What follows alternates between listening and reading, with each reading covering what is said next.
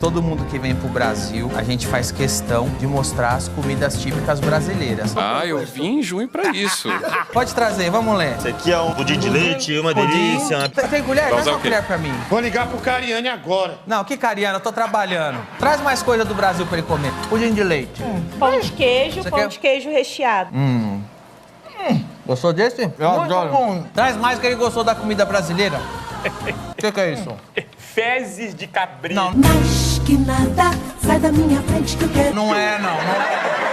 É uma fruta típica do Brasil. Traz mais comida brasileira. Carambola. Eu nunca vi isso na minha vida. Muito boa, não? Boa? É muito boa.